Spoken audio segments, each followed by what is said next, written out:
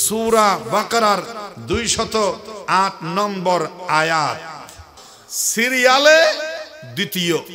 সূরা ফাতিহা বাদ দিলে কোরআনের প্রথম সূরা। এক দৃষ্টিতে বাদও দেওয়া যায়, কারণ সূরাতুল ফাতিহা কোরআনের অংশ নয়, এটা কোরআন থেকে আলাদা। এটাকে বলা হয় মুকদ্দমাতুল কোরআন, কোরআনের ভূমিকা, কোরআনের প্রথম কথা সূরা ফাতিহা। সেই হিসাবে এক দৃষ্টিতে বলা যায় সূরা বাকারা দিয়েই কোরআন শুরু। সূরা বাকারা দিয়ে কি শুরু? কোরআন শুরু। ওটা হচ্ছে ভূমিকা, আসল বর্ণনা সূরা বাকারা থেকে শুরু। সেই সূরাতুল বাকারা, এই শব্দের অর্থ হলো গাবি। অর্থ কি? বাকারা মানে কি? গাবি। এই গাবির নামের প্রথম সূরা সূরাতুল বাকারা। এই সূরার 208 নম্বর আয়াতে আল্লাহ পাক রব্বুল আলামিন আমাদেরকে কি বলতে চান সেটা আপনাদের বলা হবে। আল্লাহ পাক বলেন, প্রথমে অনুবাদ, তেলাওয়াতের পরে অনুবাদ, অনুবাদের পরে শান নজুল, তারপরে সংক্ষিপ্ত ব্যাখ্যা, এরপর অন্যান্য বিষয়। কুরআনুল কারীমে আল্লাহ পাক বলেন, ইয়া আইয়ুহাল্লাযীনা আমানু দুখুলু ফিস-সিলমি কাফা। আল্লাহ পাক বলেন, প্রথমে ডাক দিয়েছেন ইয়া আইয়ুহাল্লাযীনা আমানু, ডাকের মাধ্যমে এই ডাকের আহ্বানে শামিল আছি যারা ঈমানদার। যারা কিদার? যারা কিদার? আমরা কি ঈমানদার নাকি বেঈমান? আমরা ঈমানদার, ঈমানওয়ালা মুসলমান, যারা ঈমান এনেছে।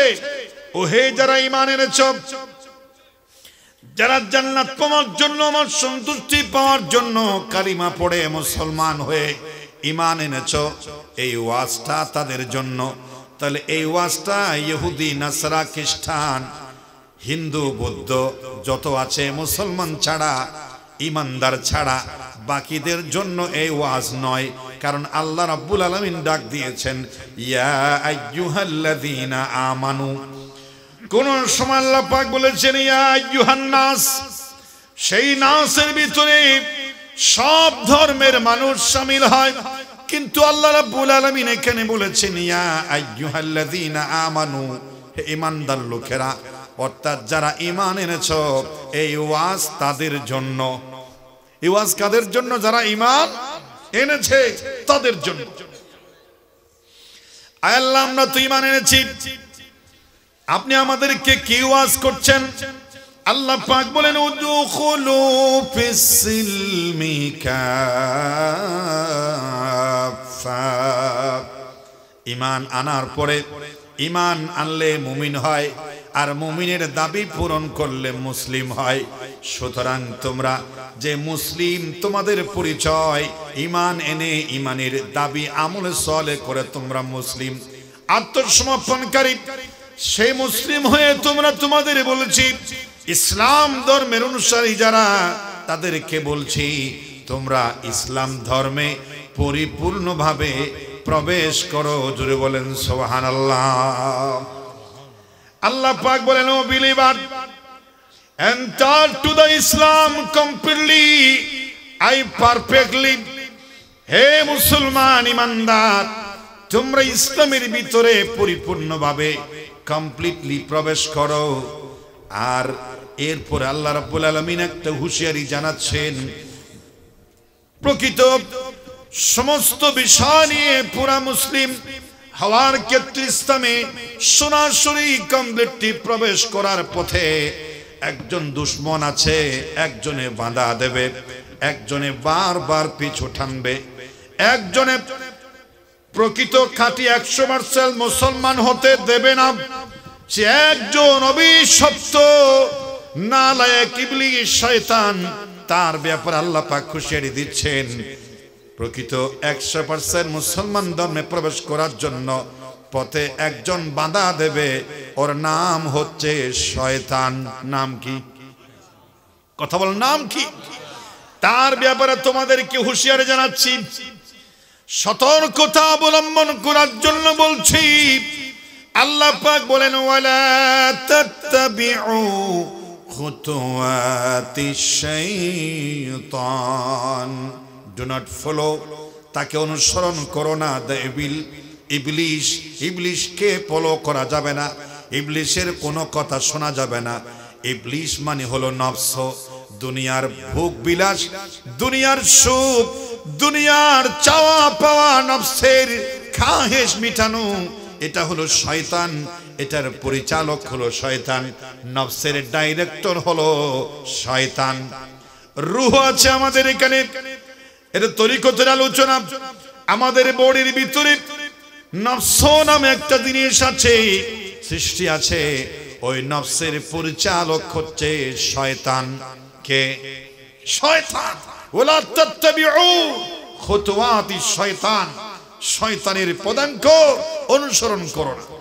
আমরা বললাম শয়তানের অনুসরণ করলে দু চার কথা শুনলে অসুবিধা কি?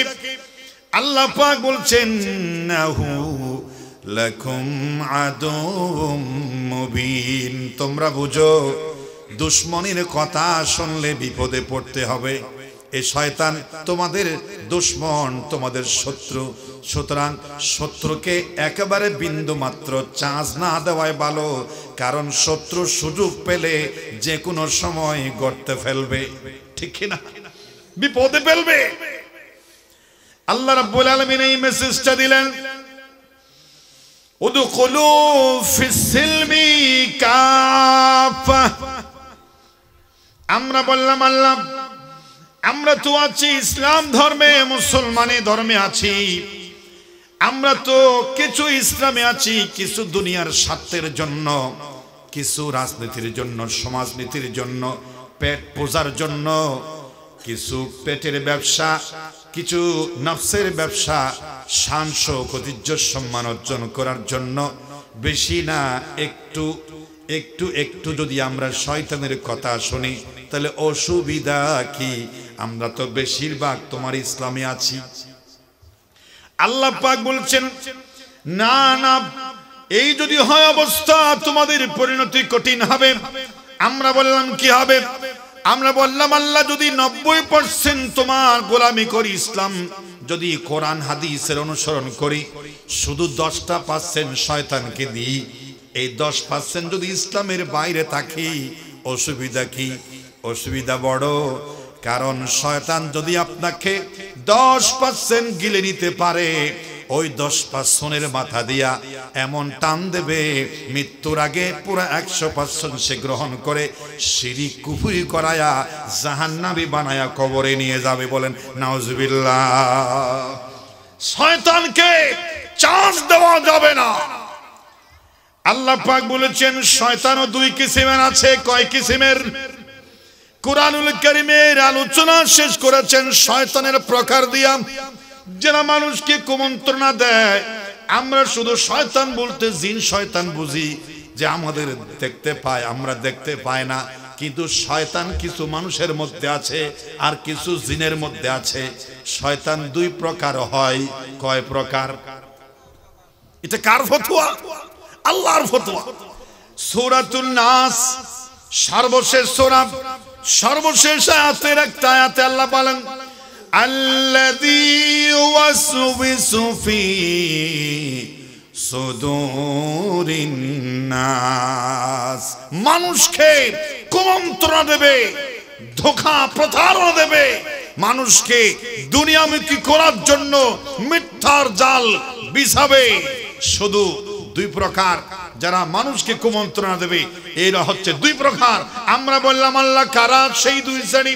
আল্লাহ পাক বলছেন মিনাল জিন্নাতি ওয়ান নাস। সেই শয়তানের মধ্যে এক শ্রেণী হবে মানুষের মধ্যে, আর এক শ্রেণী হবে জিনের মধ্যে। জোরে বলেন সুবহানাল্লাহ। তাহলে শয়তান ডাইরেক্ট আমাদের সামনে আসতে পারে না।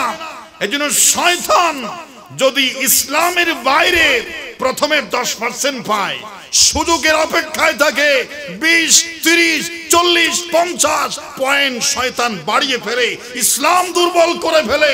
শয়তানের মোহাব্বত প্রভাব বিস্তার করে যখন 70-80 কোটায় চলে যায়, তখন সেই শয়তান নিজে আসতে না পেরে সে মানুষ শয়তানের মাধ্যমে সমাজে বিশৃঙ্খলা, দাঙ্গা হাঙ্গামা, নাফরমানি মানুষ শয়তানের মাধ্যমে শয়তান ঘটায়। শয়তান বলে আমার যাওয়ার দরকার নাই, আমি 10 থেকে 20, 30, 50, 60, 70 যখন 80 পারায়, তখন আমি সেই মানুষের ভিতরে অবস্থান করে আমি মানুষ শয়তান সমাজে বিশৃঙ্খলা করে মানুষকে ইসলাম থেকে বের করে ফেলি। জোরে বলেন নাউজুবিল্লাহ মিন যালিক।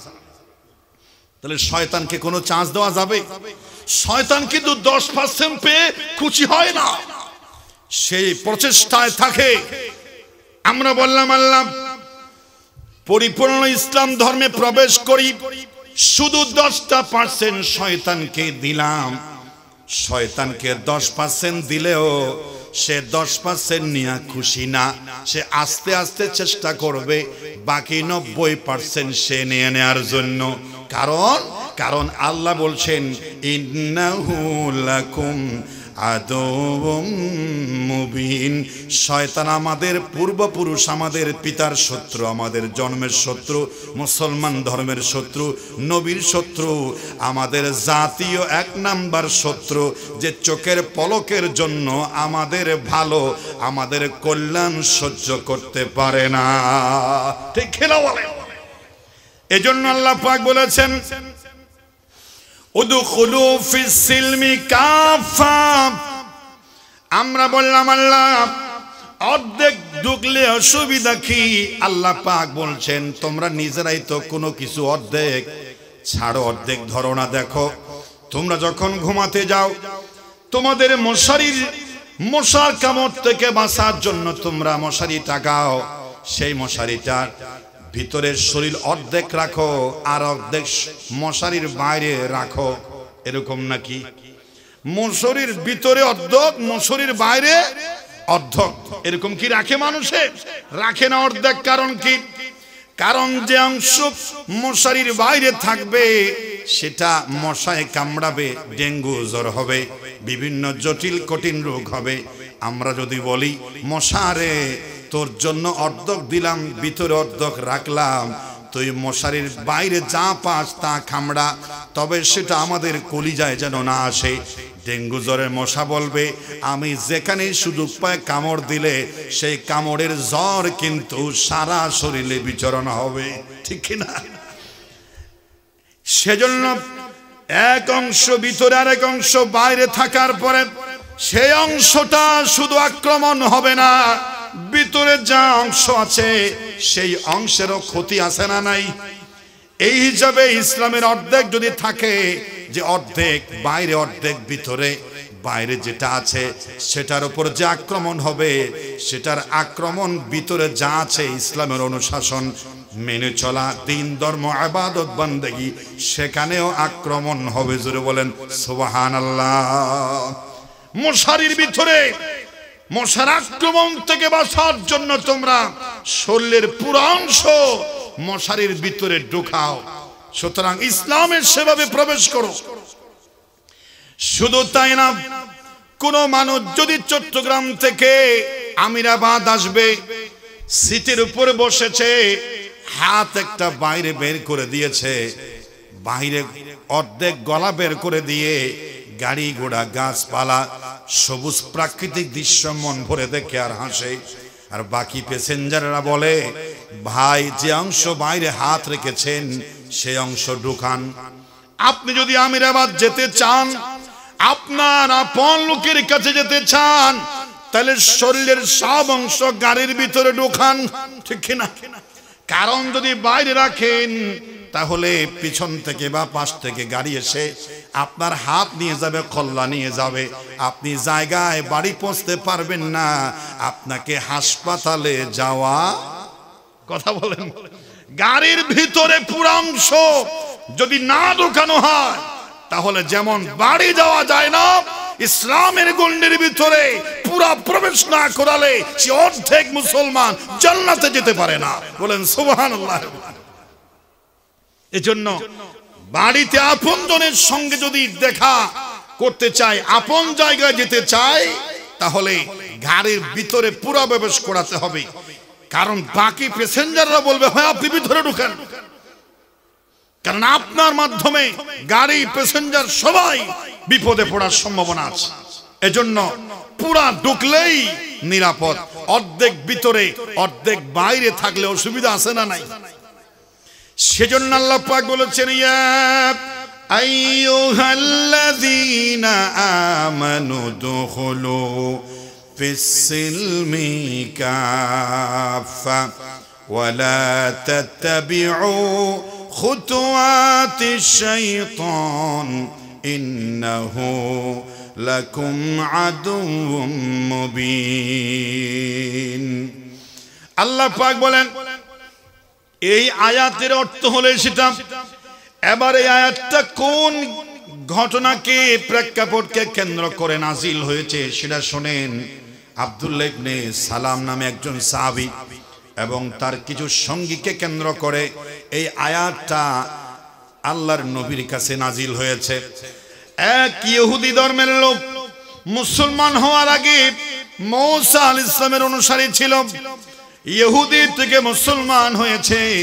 মুসলমান হওয়ার পরে হযরতে আব্দুল্লাহ ইবনে সালাম রাদিয়াল্লাহু তাআলা তিনি মানুষদেরকে বলছেন, ইহুদি ধর্মে শনিবারকে সম্মান করা হতো, শনিবার দিনটাকে ইজ্জত করা হতো। এবং মূসা আলাইহিস সালামের ধর্মে, ইহুদি ধর্মে উটের গোশত খাওয়া হারাম ছিল। সুতরাং এই ইসলাম মুসলমানদের নবীজির কাছে কালিমা পড়েছি, তিনিও তো আল্লাহর নবী, ইনিও তো আল্লাহর নবী, ওটাও তো ধর্ম, সেটাও এটাও ধর্ম। সুতরাং যদি আমরা মূসা আলাইহিস সালামের অনুসারী হয়ে যদি সেই শনিবার দিনটাকে সম্মান করি আর উটের গোশত যদি আমরা না খাই, তাহলে সেই ধর্মের প্রতি সম্মান করা হয়, ইজ্জত করা হয়, এই ধর্মকেও সম্মান করা হয়। একটা ব্যালেন্স থাকে। অসুবিধা কি? অসুবিধা কি? বাকি সাহাবায়ে কেরাম বলছে, না না, তা হতে পারে না। ইহুদি ধর্ম ত্যাগ করে মুসলমান হয়েছ, আমরা কালিমা পড়ে মুসলমান হয়েছি। ইহুদি ধর্মের শনিবার দিনটা সম্মানিত দিন ছিল, বিশেষ দিন হিসাবে পালন করা হতো।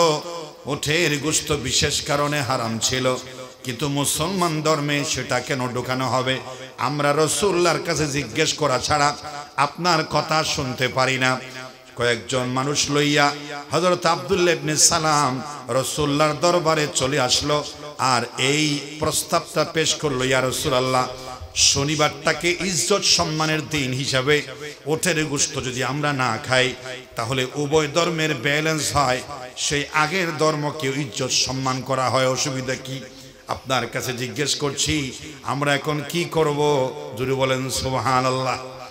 মুসলমান ধর্মে প্রবেশ করার পরে ইহুদি ধর্মের কালচার, খ্রিস্টান ধর্মের কালচার, নাস্তিক মুরতাদের, পশ্চাত্যদেরই সুন্নত, আদর্শ, তাহজিব, তামাদ্দুন ভালো লাগে, আমল করতে চাই, রাসূলুল্লাহর কাছে অনুমতি চাই। এই পরিপ্রেক্ষিতে আল্লাহ পাক সূরা বাকারার 208 নম্বর আয়াত এই মুহূর্তে জিবরাইল আমিন এসে রাসূলুল্লাহর কাছে এই আয়াতটা দিয়েছেন। বলেন সুবহানাল্লাহ। এই প্রশ্ন করার সঙ্গে রাসূল করিম সাল্লাল্লাহু আলাইহি ওয়াসাল্লাম কিছু বলেন না, চুপ হয়ে বসে আছেন। কারণ এটাই রাসূলের আদব ছিল। নবী করিম সাল্লাল্লাহু আলাইহি সাল্লামকে যখন সাহাবায়ে কেরাম আল্লাহর বান্দারা কিছু জিজ্ঞেস করতেন, তিনি কিছু বলতেন না। কোরআনুল কারীমের আয়াত সেটা প্রমাণ করে। আল্লাহ পাক বলেন, ওয়ামা ইয়ানতিকু আনিল হাওয়া ইন হুয়া ইল্লা ওয়াহায়ুন ইউহা। মুহাম্মদ হরগিজ না গুফতে তা না গুফতে জিবরাইল, জিবরাইল হরগিজ না গুফতে তা না গুফতে রব্বে জলিল। মুহাম্মদ সাল্লাল্লাহু আলাইহি ওয়াসাল্লাম জবান খুলতেন না যতক্ষণ পর্যন্ত জিবরাইল বলতেন না, জিবরাইল ততক্ষণ বলতেন না যতক্ষণ আরশের মালিক আল্লাহ বলার জন্য বলতেন না। সুবহানাল্লাহ। এজন্য রাসূল করিম সাল্লাল্লাহু আলাইহি ওয়াসাল্লামের প্রতিটি কথা ওয়াহি, ওয়াহিয়ে গায়রে মাতরু, শরঈ মর্যাদা, রাসূলুল্লাহর কথাও ওয়াহির প্রকার। বলেন সুবহানাল্লাহ। কারণ আল্লাহ পাক দুই ভাবে মানুষকে ওহী দিয়েছেন, একটা ডাইরেক্ট ওহী যেটা আল্লাহ নিজে ডাইরেক্ট, আরেকটা ওহী দিয়েছেন রাসূলের মুখের জবানের মাধ্যমে, সেটা পরোক্ষ ওহী। দুটাই ওহী, দুটাই আল্লাহর ইশারায় রাসূলুল্লাহর প্রতিটি কদম, প্রতিটি কথা, সমস্ত কিছু কন্ট্রোল করেছেন আরশের মালিক আল্লাহ পাক রব্বুল আলামিন। সুবহানাল্লাহ। রাসূল করিম সাল্লাল্লাহু আলাইহি ওয়াসাল্লাম চুপ হয়ে আছেন, কিছুই বলছেন না। হঠাৎ করে আয়াতটা চলে আসলো। জিবরাইল বলছে, রাসূলুল্লাহ ফতোয়া আপনি দেন নাই, ফতোয়া স্বয়ং আল্লাহ দিয়েছেন। এই কথার উত্তরে আল্লাহ এই আয়াতটা দিলেন, যে আয়াতটা হলো আজকে আমার আলোচ্য বিষয়। সবাই জানা থাকলে পড়নিয়া আইয়ুহাল্লাযীনা আমানু দুখুলু ফিস-সিলমি কাফা ওয়ালা তাত্তাবিউ খুতুওয়াতিশ শাইতান ইন্নাহু লাকুম আদুউম মুবিন। সুবহানাল্লাহ বলেন। প্রিয় ভাইরা আমার, এজন্য আজ শুধু এই ঘটনা কেন্দ্র করে নয়, সেটা একটা ছোট্ট ঘটনা। রাসূলুল্লাহর উপস্থিতিতে কিয়ামত পর্যন্ত এই ফতোয়া সাব্যস্ত হয়ে গেল। কোন মুসলমান যদি ইসলাম গ্রহণ করে, মুসলমান পরিচয় দেয়, নবীর উম্মত হয়, তার সমস্ত বিষয়াদি ইসলাম অনুযায়ী হতে হবে। তার জীবনের প্রতিটি অঙ্গন, তার জীবনের প্রতিটি চোখের পলক ইসলাম অনুযায়ী হতে হবে। মুসলমান ধর্মে থাকবে, নবীর উম্মত দাবি করবে, ইসলাম ধর্মের অনুসারী বলবে, কিন্তু তার সমাজনীতি ইহুদি অনুযায়ী হবে, তার রাষ্ট্রনীতি নাসারা অনুযায়ী হবে, তার পরিবার নীতি রাশিয়ার নীতি হবে, তার ব্যবসা নীতি ফ্রান্স নীতি হবে, তার খেলার নীতি ব্রাজিল নীতি হবে, তার বিনোদনের নীতি আর্জেন্টিনার নীতি হবে। মুসলমানদের গণ্ডির বাইরে গিয়া আল্লাহর ইবাদত করবে, কিছু অংশকে বাদ দেবে, কিছু অংশকে মানবে। ইসলাম ধর্মের অনুসারী হয়ে বাহির ধর্মের, অপর ধর্মের জিনিসপত্র, দ্রব্য, আপনার তাজিব তামাদ্দুন আদর্শ আমল ভালো লাগবে, সেটা আল্লাহ রাব্বুল আলামিন সেই ঘটনা থেকে কিয়ামত পর্যন্ত ফতোয়া দিলেন। ইসলাম ছাড়া অন্য কোন ধর্মের কোন বিষয় মুসলমানদের কলিজায় বিন্দু মাত্র জায়গা পেতে পারে না। বলেন সুবহানাল্লাহ। সেজন্য আল্লাহ রাব্বুল আলামিন বলেছেন, উদখুলু ফিস-সিলমি কাফা ওয়ালা তাত্তাবিউ খুতুওয়াতিশ শাইতান। মুসলমান ধর্মে প্রবেশ করার পরে, জন্মসূত্র হওয়ার পরেও বিভিন্ন সময় শয়তান মুসলমানদেরকে ঈমান থেকে বের করার জন্য হামলা একটার পর একটা চালাতে থাকে। এজন্য আল্লাহ রাব্বুল আলামিন দোয়াও শিখিয়ে দিয়েছেন। মাঝে মধ্যে প্রায় সময় আমার কাছে দোয়া করো, তোমরা এই দোয়াটা করো, রব্বানা লা তুযিগ কুলুবানা বা'দা ইয হাদাইতানা ওয়া হাব লানা মিন লাদুনকা রাহমা ইন্নাকা আনতাল ওয়াহ্হাব। আয় আল্লাহ তাআলা, রব্বানা লা তুযিগ কুলুবানা, আপনি আমাদের অন্তরকে বক্র করে দিয়েন না, আমাদের আদর্শ, আমাদের আমলকে আপনি ঘোরায়া দিয়েন না। হেদায়েত দান করার পরে আয় আল্লাহ, তোমার পক্ষ থেকে দয়া করুণা দিয়ে যে ইসলামের উপর আছি, যেন কমপ্লিটলি 100% পরিপূর্ণভাবে ইসলাম মেনে চলতে পারি, তোমার সাহায্য কামনা করি। জোরে বলেন সুবহানাল্লাহ। কোরআনুল কারীমে আল্লাহ পাক আরো বলেছেন, ইন্নাদ-দীনা ইনদাল্লাহিল ইসলাম, আল্লাহর নিকট একমাত্র গ্রহণযোগ্য, মনোনীত, পছন্দনীয় ধর্মের নাম হলো ইসলাম। সূরা মাইদার 3 নম্বর আয়াতে আল্লাহ পাক তার ক্লিয়ার আরো সুন্দর করে ফতোয়া দিয়ে দিয়েছেন, আল ইয়াউমা আকমালতু লাকুম দীনাকুম ওয়া আতমামতু আলাইকুম নি'মাতি ওয়া রাদিতু লাকুমুল ইসলাম দীনা।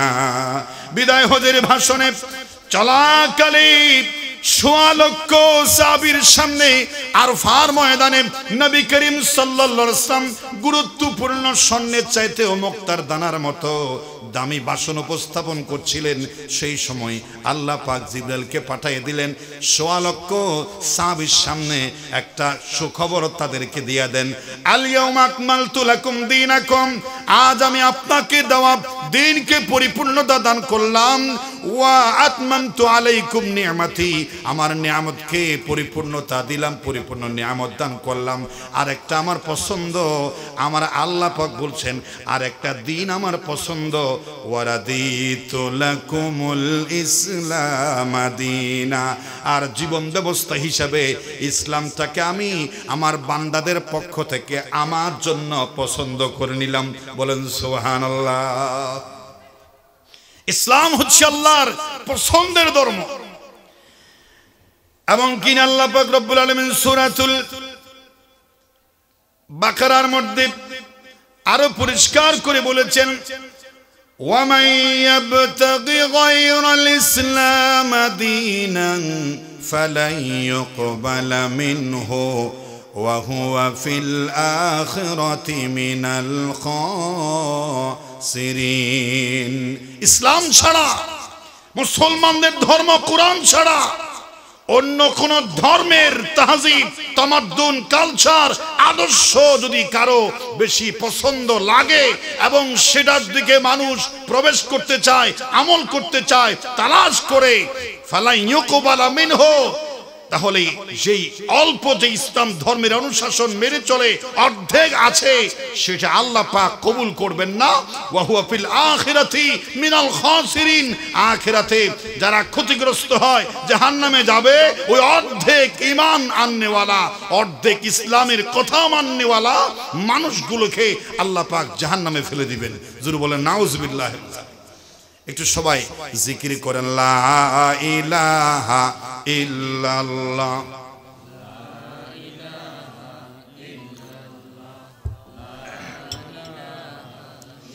লা ইলাহা ইল্লাল্লাহ, লা ইলাহা ইল্লাল্লাহ, লা ইলাহা ইল্লাল্লাহ মুহাম্মাদুর রাসূলুল্লাহ সাল্লাল্লাহু আলাইহি ওয়াসাল্লাম।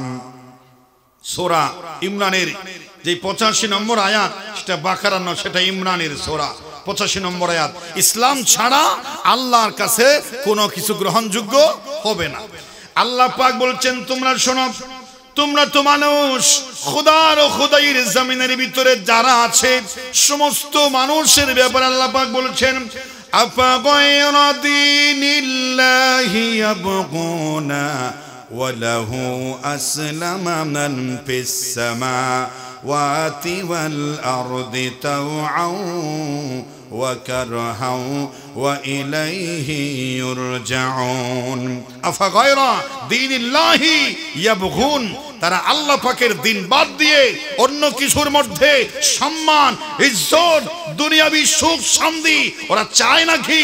অথচ ওয়ালাহু আসলামা মান ফিস সামাওয়াতি ওয়াল আরদ, ওদের দেখা উচিত এই আকাশ জমিনে আমার কোটি মাখলুকাত আমার কাছে আত্মসমর্পণ করেছে, গোটা সমস্ত বিষয় আমি যেমন বলছি তেমন বলছে, তেমন করছে। পুরো আসমান জমিনের সব সৃষ্টি আমার হুকুমের মধ্যে আত্মসমর্পণ করে আমার গোলাম হয়েছে। ওরা চাইছে না মানুষকে আমার ধর্ম ছাড়া, আমার কথা ছাড়া, গোলামি করা ছাড়া শয়তান বা অন্যদিকে তালাশ করছে নাকি। এটা যদি হয় তাহলে তাদের জন্য ক্ষতি হবে। দেখো, সমস্ত সৃষ্টি ইচ্ছায় হোক অনিচ্ছায় হোক আমার হুকুমের কাছে আত্মসমর্পণ করেছে। কারণ ওয়া ইলাইহি ইউরজাউন, কারণ সবাই জানে একদিন না একদিন আল্লাহর সামনে দাঁড়াতে হবে। এই ভয়ে আল্লাহর কথার উল্টা চলার সাহস জমিনে আসমানে কেউ করে না, মানুষ করতে চায় না। কি জোরে বলেন সুবহানাল্লাহ। এজন্য আল্লাহ পাক বলেছেন, ওয়ারাদিতু লাকুমুল ইসলাম দীনা, আমার কাছে ইসলামই পছন্দ। এই ইসলাম ধর্মের পুরোটা জীবন অনুসরণ করতে হবে, সব শুনতে হবে। ইসলামের ছাড়া অন্য কোনো কিছু শোনা যাবে না। এজন্য ইসলাম পরিপূর্ণভাবে আমল করতে চাইলে ইসলামের একদম রান্নাঘর থেকে পারিবারিক, সামাজিক, একদম ধরে অর্থনৈতিক, সাংস্কৃতিক, তারপরে রাষ্ট্রনীতি, সমাজনীতি, রাজনৈতিক, সংসদ পর্যন্ত মুসলমানদের এক বিন্দু বরাবর বলা যাবে না এক্ষেত্রে আমি আল্লাহকে মানতে পারবো না, এটা আমার শয়তানের কথা অনুযায়ী। আমার মসজিদ চলবে আল্লাহর কথা অনুযায়ী, আমার অফিস চলবে আমার কথা অনুযায়ী, আমার অফিস চলবে রাশিয়ার আইন অনুযায়ী, আমার আদালত চলবে রাশিয়ার কথা অনুযায়ী, আমার কোর্ট কাছারি চলবে ভারতের দাদার কথা অনুযায়ী। এমন কোন মুনাফিকি আচরণ যদি কেউ করে, আল্লাহ পাক তাকেও কিয়ামতের ময়দানে বেইজ্জত করে জাহান্নামের আগুনে ফেলে দেবে। বলেন নাউজুবিল্লাহ। এটা বলতে পারে না বলে অনেকে আমাকে কাউন্টার দেয়। একটু কথা, যদি রাজ মানে হচ্ছে রাজ, রাজা, আর নীতি মানে হচ্ছে আদর্শ। রাজনীতি মানে রাজকীয় নীতি, রাজনীতি মানে কি রাজকীয় নীতি, অর্থাৎ সবচাইতে বড় নীতি, শাহী নীতি, এটাকে বলা হয় রাজনীতি। যদি আমরা রাজনীতি না করি, তারপর কোরআনের নীতির কথা যদি রাজনীতির সাথে কোনো ভাবে মিলে যায়, আমাদেরকে বিভিন্ন সময় মাহফিলে কোরআনের সেই কথাগুলো, স্বাধীন কথাগুলো বলতে বাধা সৃষ্টি করে এমন অনেক পরিস্থিতি মাহফিলে দেখা যায় নাকি যায় না? ওরা কি বলে? ওরা আমাদেরকে আসার আগে বা হুজুর ওয়াজ করার আগে প্রধান অতিথি হিসাবে আলোচনা 5 মিনিট রাখবে। সেখানে আমাদেরকে কি বলা হয়? একজন কবি সুন্দর করে হুজুরকে উদ্দেশ্য করে যে কিছু নেতা যে ভাষণ দেয়, এটাকে এভাবে বলেছে, সময়টা তো বড্ড খারাপ হুজুর, আপনি তো ভাই সব জানেন, বুঝে শুনে কথা বলে ওয়াজের রীতি টানেন। ঠিক না? সময়টা তো খারাপ, একটু বুঝে শুনে কথা কইেন, কারণ আপনাকেও বাড়িতে যেতে হবে, বাঁচতে হবে। এই কাউন্টার যারা দেয়, ওরা ইসলাম ধর্মের সত্যিকার 100% অনুগত আছে বলে এটা বলা যায় না। ঠিক না? বলে সময়টা তো বড্ড খারাপ হুজুর, আপনি তো ভাই সব জানেন, বুঝে শুনে কথা বলে ওয়াজের রীতি টানেন। উস্কানি পুস্কানি মূলক বলবেন না কোনো কথা, এই মঞ্চে রাজনীতি করবেন না অযথা। ঠিক না? এই মঞ্চে রাজনীতি করবেন না অযথা।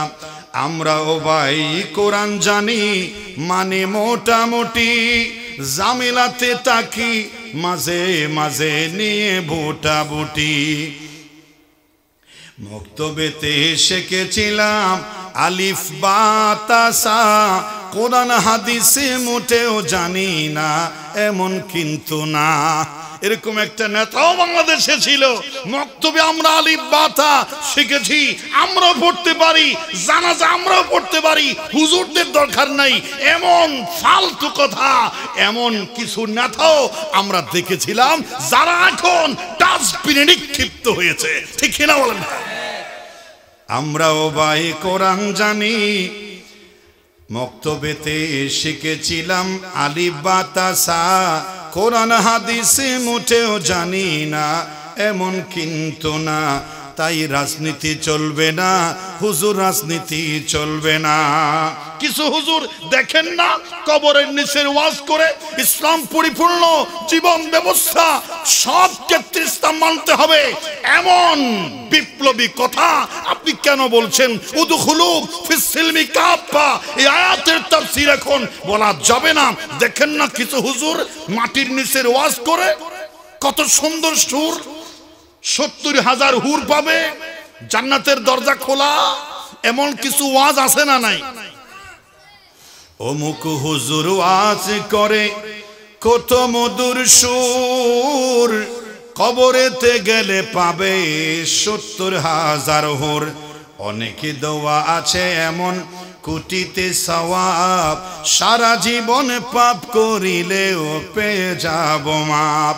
বাপ দাদারে নাজাত দিতে করেছি 40, আমার বেলায় 4টি গরু গোয়াল ঘরে পোষা। আমিও ভাই কিছুটা জানি, মানি না তা না, ছোট কালে শিখেছিলাম আলিফ বা তা সা। তুই জানো কিছু না জানো? ঠিক না? ছোট কালে শিখেছিলাম আলিফ বা তা সা। হুজুর তাই রাজনীতি চলবে না, হুজুর রাজনীতি চলবে না, রাজনীতি চলবে না, তবে উদখুলু ফিস-সিলমি কাফা, এই আয়াতের আলোকে যদি রাজনীতি আসে ওটা আমরা ছাড়তে পারি না, ঠিক কিনা বলেন? আল্লাহ পাক বলেন সূরা বাকারার 208 নম্বর আয়াতে, উদখুলু ফিস-সিলমি কাফা, তোমরা ইসলাম ধর্মে পরিপূর্ণভাবে প্রবেশ করো। ইসলাম ধর্ম নিয়ে অনেক কথা আছে। ইসলাম ধর্ম পরিপূর্ণ প্রবেশ করতে চাইলে, ইসলাম ধর্মে পরিপূর্ণ যদি আমল করতে চাই, 5টা মূলনীতি আছে। কয়টা মূলনীতি? ইসলাম পরিপূর্ণভাবে আপনি যদি আমল করতে চান, আপনাকে 5টি মূলনীতির ভিতরে আসতে হবে, সেই অনুযায়ী জীবন সাজাতে হবে। এটা সমস্ত মুফাসসিরিনে কোরআন, আলেম উলামা সেটাকে সবাই বলেছেন। ইসলামের এই পরিপূর্ণ অনুশাসন, এটাকে কয় নীতির মাধ্যমে মানুষকে বুঝিয়েছেন? 5টা নীতি। কয়টা নীতি? 5টা মূলনীতি। এক নাম্বার হলো ঈমান ও আকীদা। প্রথমে ঈমান আনতে হবে বিশুদ্ধ, এবং আকীদাকে বিশুদ্ধ করতে হবে। আর ঈমানের কথা যখনই বলবেন তখনই 2টি ঈমানের কথা আসবে, এগুলোর প্রতি বিশ্বাস রাখতে হবে। ইসলাম পরিপূর্ণ আমল করতে চাইলে প্রথম মূলনীতি হলো বিশুদ্ধ ঈমান এবং বিশুদ্ধ আকীদা। আর বিশুদ্ধ ঈমানে সংক্ষিপ্ত কথায় একটা ঈমান আছে যাকে বলে ঈমানে মুজমাল। আমানতু বিল্লাহি কামা হুয়া বিআসমাইহি ওয়া সিফাতিহি ওয়া কাবিলতু জামিআ আহকামিহি ওয়া আরকানিহি। এই ঈমানে মুজমালে কি বলেছেন আপনি? কি বলেছেন? আমানতু বিল্লাহ, আল্লাহ, আমি আল্লাহর প্রতি ঈমান এনেছি, কামা হুয়া বিআসমাইহি ওয়া সিফাতিহি, আল্লাহর যত গুণবাচক নাম আছে, আল্লাহর যত জাতি সিফাতি গুণাবলী নাম আছে, সবগুলোর প্রতি ঈমান এনেছি। ওয়া কাবিলতু জামিআ আহকামিহি, আল্লাহর যত বিধি বিধান আছে আর কান আছে সেগুলো আমি মেনে নিয়েছি। কবিলতু, কবুল করেছি। এটা হচ্ছে সংক্ষিপ্ত ঈমান। আরেকটু বিস্তারিত 7টি বিষয়ের ঈমানের কথা আপনারা শুনেছেন, যেটাকে বিস্তারিত ঈমান বলে। আমানতু বিল্লাহি ওয়া মালাইকাতিহি ওয়া কুতুবিহি ওয়া রাসূলিহি, আছে না নাই? ওয়াল ইয়াউমিল আখিরি ওয়াল কদরি খাইরিহি ওয়া শাররিহি মিনাল্লাহি তাআলা ওয়াল বাসি বাদাল মাউত। এখানে 7টি বিষয়ের প্রতি ঈমান আনার কথা হয়েছে। এই 7টি বিষয়, এগুলোকে ভালোভাবে বুঝে শুনে এগুলো মেনে নিলে ইসলামে পরিপূর্ণ প্রবেশ করার প্রথম ধাপ আদায় হবে। বলেন সুবহানাল্লাহ। কয়টা ধাপ বলছিলাম? 5টা। কয়টা? এখন গেছে কয়টা? একটু কথা বলেন, কয়টা গেছে? আমি কিন্তু যেই আয়াত দিয়েছে সেই আয়াতের ভিতরে আমি এখনো আছি না নাই? হুজুররা পাশে বসে আছেন। উদখুলু ফিস-সিলমি কাফা, পরিপূর্ণ ইসলামে প্রবেশ করতে চাইলে এই 5টি মূলনীতি আপনাকে জানতে হবে এবং মানার জন্য চেষ্টা করতে হবে। আমরা যেন পারি। আল্লাহ তুমি তৌফিক দাও। আমরা সবাই বলি ইনশাআল্লাহ। 2 নাম্বার হলো আল ইবাদাত। আল্লাহর ইসলামে পরিপূর্ণ প্রবেশ করতে চাইলে 2 নাম্বার মূলনীতি হলো ইবাদত। আর ইবাদতের ভিতরে তাহারাত, পাক পবিত্রতা, নামাজ, রোজা, যাকাত, হজ, মহিলাদের পর্দা, ইসলামের হুকুম আহকাম, বিধিবিধান যত আছে, বিশেষ করে ইসলাম 5টি পিলারের উপর দাঁড়িয়ে আছে। বুনিয়াল ইসলামু আলা 50, শাহাদাতু আল্লা ইলাহা ইল্লাল্লাহ ওয়া আন্না মুহাম্মাদার রাসূলুল্লাহ। 2 নাম্বার হলো আমলের বিষয়, সালাত, রোজা, নামাজ, হজ, যাকাত, এগুলো হলো ইবাদত। ইসলাম পরিপূর্ণ পালন করতে চাইলে ইবাদত হলো 2য় স্তর। বলেন সুবহানাল্লাহ। আমরা মনে করি শুধু নামাজ পড়লেই ইসলাম পরিপূর্ণ হয়ে যায়, রোজা রাখলেই পরিপূর্ণ মুসলমান, কয়েক টাকা যাকাত দিলেই মুসলমান। কিন্তু ইসলাম পরিপূর্ণ আমল করতে চাইলে ঈমানের পরে 2য় কথা হলো ইবাদত। 2য় কথা কি? আপনি নামাজ, কালাম, হজ, রোজা, যাকাত সবগুলো করলেন, এটা পরিপূর্ণ ইসলামের 5 ভাগের 1 ভাগ হলো। কয় ভাগ হলো? 1 ভাগ। এটা দ্বিতীয় ভাগে। এবার তৃতীয় হলো ইসলামের পরিপূর্ণ প্রবেশ করার তৃতীয় মূলনীতি আল মুআমালাত। আল কি? মুআমালাত। মুআমালাত মানে হলো আর্থিক লেনদেন, ব্যবসা বাণিজ্য, উপার্জন, হালাল হারামের বিধিবিধান অনুকরণ, এরপরে শ্রমনীতি, কৃষিনীতি, কলকারখানা, চাকরি বাকরি, এরপরে মিরাজ সংক্রান্ত নীতিমালা, মামলা মোকদ্দমা, কোর্ট কাছারি, হাইকোর্ট, জজ কোর্ট, সুপ্রিম কোর্ট, আন্তর্জাতিক ট্রাইব্যুনাল, সব ক্ষেত্রে গোলামি হবে কার? আওয়াজে বলেন কার হবে? সমস্ত কিছু চলতে হবে আল্লাহর শাশ্বত বিধান, মানবতার সুস্থ সমাধান, কলিজার টুকরা কিতাব আল্লাহর কোরআন দিয়ে সব চলতে হবে। ঠিক কিনা বলেন? তোমরা সুখ পাবে না, দুঃখ যাবে না, তোমরা সুখ পাবে না, দুঃখ যাবে না কোন কালে, আল কোরআনের রাষ্ট্রবিধান কায়েমে না হলে, আল কোরআনের রাষ্ট্র সমাজ কায়েমে না হলে। তোমরা সুখ পাবে না, দুঃখ যাবে না কোন কালে, আল কোরআনের রাষ্ট্র সমাজ কায়েমে না হলে, খোদার দেয়া জীবনে বিধান কায়েমে না হলে। অসুবিধা আছে না? এই দুনিয়া যাহার, হুকুমতে চলবে তাহার। অসুবিধা আছে না? এই দুনিয়া কার? কথা বলে দুনিয়া কার? আকাশ জমিন সমস্ত সৃষ্টি, এমনকি এক ফোঁটা পানি, একটা মশা, একটা পিঁপড়া, একটা কীট পতঙ্গ, সমস্ত কিছু সৃষ্টির নিয়ন্ত্রণ শুধুমাত্র সবগুলো কার হাতে? এই দুনিয়া যাহার, আইন চলবে তাহার, কোরআন ছাড়া শান্তি দেবে সাধ্য আছে কাহার? আছে নাকি? বাতিলের শাসন আজি চলছে দুনিয়ায়, জালিমের অত্যাচারে বাঁচার উপায় নাই। আছে না নাই?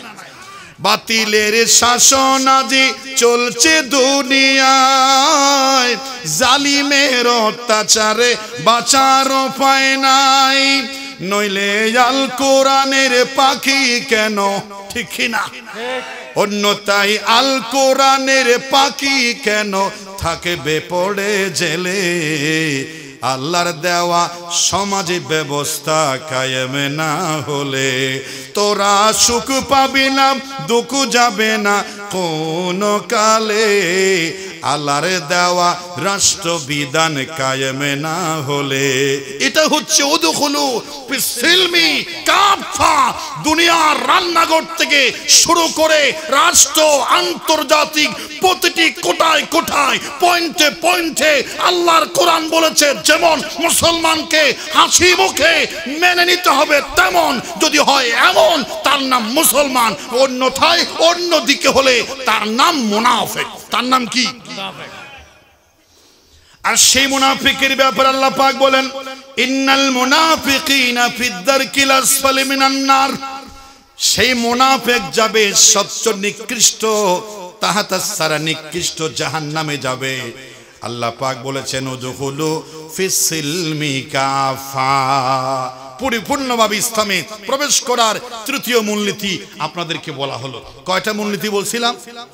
এক নাম্বার হলো আল ঈমান ওয়াল আকীদা, দুই নাম্বার হলো আল ইবাদাত, ইবাদত সংক্রান্ত বিষয়, তিন নাম্বার হলো আল মুআমালাত, আচার আচরণ, আপনার আর্থিক লেনদেন, ব্যবসা বাণিজ্য, সুদ ছাড়তে হবে। আহাল্লাল্লাহুল বাইআ ওয়া হারামার রিবা, আল্লাহ ব্যবসাকে হালাল করেছেন আর সুদকে কি করেছেন? কথা বলেন না, কি করেছেন? আল্লাহ সুদকে হারাম করেছেন, ঘুষকে কি করেছেন? আল্লাহ মদকে কি করেছেন? জুয়াকে কি করেছেন? লটারি কি করেছেন? মিথ্যা কথা বলা কি করেছেন?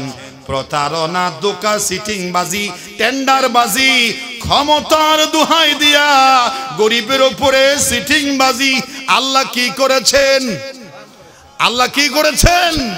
সবগুলো হলো আল মুআমালাতের ভিতরে। হুজুর আপনি পর্দার কথা বলেন, নামাজের কথা বলেন, রোজার কথা বলেন, যাকাতের কথা বলেন, দরুদের কথা বলেন, জিকিরের কথা বলেন, সারা রাত ওয়াজ করেন, কোনো অসুবিধা নাই।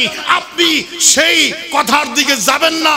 ইসলামের সেই মুআমালাত, কোর্ট কাছারি, বিশ্ববিদ্যালয়, কারখানা, গার্মেন্টস ফ্যাক্টরি, ব্যবসা বাণিজ্য, অর্থনীতি, ব্যাংক, সমস্ত বিমা কোরআন অনুযায়ী চলবে, হালাল ইসলামী অর্থনীতি চলবে। এই দুঃসাহস আপনি করবেন না। মাহফিলে কথা বললে অসুবিধা আছে, এরকম মানুষ আছে না নাই? কথা বলা আছে না নাই? আপনি আমাকে কাউন্টার দেন নাই, আপনি আপনার ইসলামকে কাউন্টার দিয়েছেন, ঠিক কিনা বলেন? উদখুলু ফিস সিলমি কাফা, তৃতীয় মূলনীতি। চতুর্থ মূলনীতি হলো আল মুআশারাত। আল মুআশারাত আচার আচরণ, পরিবার নীতি, সমাজ নীতি, এরপরে রাষ্ট্রনীতি সংক্রান্ত বিষয়াদি জানা এবং মানার প্র্যাকটিস করা, এমনকি প্রতিবেশীর সঙ্গে সুন্দর আচরণ করা, এমনকি মেহমান আসলে মেহমানকে মেহমানদারি করা। এই যে আচার ব্যবহার কালচার, এগুলো হলো ইসলামের চতুর্থ মূলনীতির আওতায়। বলেন সুবহানাল্লাহ। এমন অনেক মানুষ আছে হাজি, মুফতি, মুহাদ্দিস, কিন্তু লেনদেন ঠিক নেই। মানুষ আছে না নাই? ব্যবহার ঠিক নাই, খরচ করে ব্যবহার করে, মারে বোনের গালালি করে, এরকম বেশি মানুষ আছে না নাই? আজি সাহেব হতায় হতায় মারে বোনের গালালি আছে না নাই?